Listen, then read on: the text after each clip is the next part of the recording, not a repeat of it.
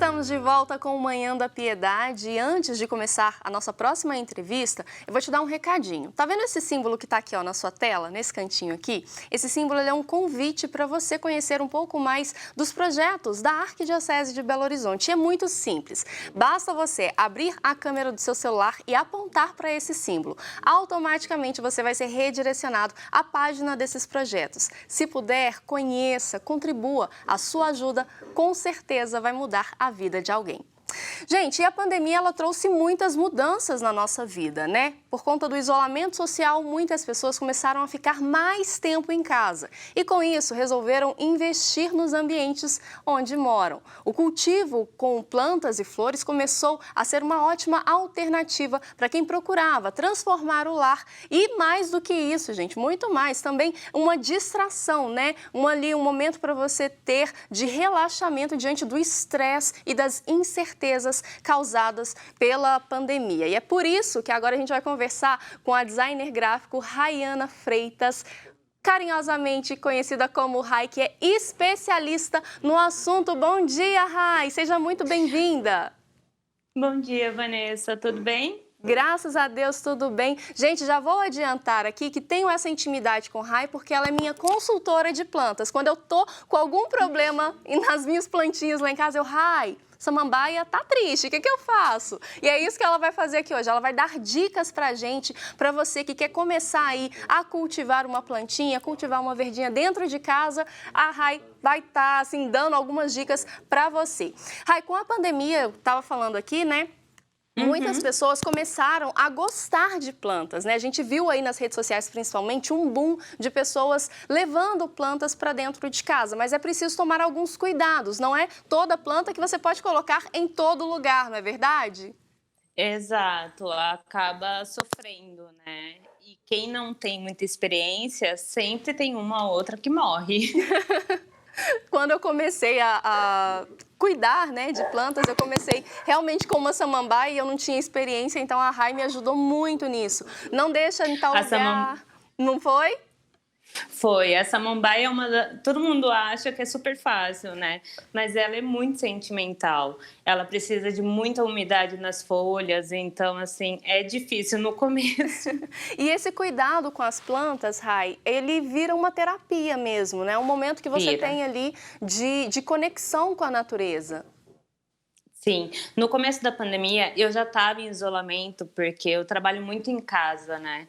Então, a hora que pegou a pandemia, a quarentena obrigatória, aí as plantas salvaram. E, gente, Desde horta, tudo. se vocês puderem, conheçam o perfil da Ray, ela e as plantas. A casa da Ray é cheia de plantas e, assim, cada uma mais linda que a outra. Claro que a gente ainda não está no nível da Ray de ter várias plantas em casa, mas para quem quer começar a ter uma plantinha em casa, qual que é a primeira dica que você dá? A gente está mostrando Não algumas escolha. imagens, viu, Ray? A gente está mostrando não. algumas imagens aí da sua casa, cheia de plantinhas. Mas para quem quer começar a cultivar plantas em casa, qual que é a primeira dica que você dá? Não comece com suculenta. Come... Suculenta vai te dar decepção no começo, porque é uma planta que requer mais cuidado, né? Então comece com jiboias e filodendros, são as plantas mais fáceis de se adaptar à sua casa. Então são as plantas que eu sempre recomendo que as pessoas comecem. Não samambaia, também não dá muito certo. Eu digo por experiência própria, porque eu passei aperto com a minha samambaia, porque ela era muito sentimental. Mas, Ray, para a gente falar com o pessoal de casa, né? A gente continua mostrando algumas plantinhas. Você indicaria, então, as jiboias para começar? A jiboia, além de ser um animal, gente, é um tipo de planta, viu? A jiboia é mais fácil e você vai conseguir identificar melhor o que ela está precisando, né? Quando ela está com sede, ela costuma enrolar as folhas ou ficar um pouquinho mais chateada, tipo murchando mesmo. Aí você vai conseguir ir observando, testando também. E é uma planta que não precisa de muito sol. Ela prefere sombra, né? Então, se você tem uma janela à sua esquerda, coloque a planta do outro lado, à direita. ou vice-versa, entendeu? A gente tem imagens de dois tipos de jiboia, a jiboia neon e a jiboia, uma que é rajadinha, eu não vou saber falar o nome dela. Variegata. Isso! Tem Isso. diferença no cuidado das duas? Tem. A variegata é uma mutação genética, né? Que é falta de clorofila. Então, ela não faz fotossíntese. Quanto mais branca a flor for, a folha for, menos fotossíntese ela vai fazer. Então, ela não pode ficar com claridade excessiva. Ela precisa de um cuidado especial. E a jiboia neon é a clássica, né? Que pode ficar em sombra, qualquer lugar. A única diferença é essa, as variegatas precisam dessa atenção, porque senão ela queima mais a folha, né? Uma planta, Rai, que caiu bem no gosto popular também é a begônia. A gente tem imagens da begônia também. E eu queria que você comentasse um pouquinho sobre ela, pode ser? A begônia maculata realmente deu um boom, né? Principalmente no isolamento. Ela é uma planta que requer mais cuidado, mais atenção, porque ela bebe muita água. Então as pessoas tendem a ter essa dificuldade, né? As folhas começam a secar. Eu mesmo às vezes sofro com isso. Então eu sempre deixo um umidificador do lado dela, porque ela é muito sensível. E tem algumas espécies que são muito sensíveis, né? Essa questão Sim. de deixar um umidificador, de deixar, né, um pouquinho de água ali para que evapore e possa, né, umidificar a planta que está ali, isso é muito real, né? Sim, com certeza. Eu trabalho aqui em casa com 2 umidificadores pequenos, que eles ficam direcionados nas plantas, e um grande para melhorar todo o ambiente, porque aqui é muito quente, né? A temperatura chega a 35 graus e a umidade 15%. Nossa, realmente é um estado bem Se é complicado, sofrido né? pra gente, né? Para o ser Imagina humano, pra imagina planta. para as plantinhas, gente. Nossa senhora, ela sofre. Então a gente sempre tem que ter essa atenção, né? Uma das mais sentimentais são as alocásias, né? E as marantas. Elas sentem muita necessidade de água, de umidade no ar. As marantas, elas são lindas, mas assim, extremamente difíceis de manter a folha bonita, né? A Porque gente sempre vai começando a queimar. está mostrando uma locádia aí. Linda, linda, linda, A bem Sarian, né? verdinha. Aham, bem verdinha, É, meu linda. xodó. Tem que ser xodó mesmo, que ela tá linda. Benza a Deus, viu? Minha mãe Eu fala que tem que olhar pra planta e falar benza a Deus. eu tenho um apelido fofo para cada uma. A begônia maculata é minha menina, a Sarian é meu xodó. E as plantas entendem quando a gente conversa com ela, viu? Entendem. Olha, falam que não, que a gente é meio louca das plantas, mas não, conversando tudo vai, assim, tudo flui Verdade. muito melhor. É verdade. Rai, tem uma planta que eu sou apaixonada, que é a ficus. Tem a ficus lirata e tem a ficus elástica, que se não me engano é essa que está atrás de você. Essa daí a gente tem imagens também, imagens mais detalhadas da ficus. Eu queria que você falasse um pouquinho pra gente. Ela tem cara que gosta de sol, é verdade? Ela é uma árvore, né? A ficus chega a 3, 4 metros de altura. Então, assim, para ela se adaptar bem à casa, ela precisa de uma claridade. A minha está do lado da janela. Então, ela recebe muita claridade, mas não pode receber o sol direto, porque senão queima também as folhas, né? E ela bebe água. Para essa, que ela tem 1 metro e um pouquinho, eu gasto uns 7 litros de água por rega. Uau! 7 litros? Tem que molhar muito. 7 litros. Uau! Tem que molhar muito o vaso, porque ela precisa, né? Se você vê ela no seu habitat natural, é enorme, enorme.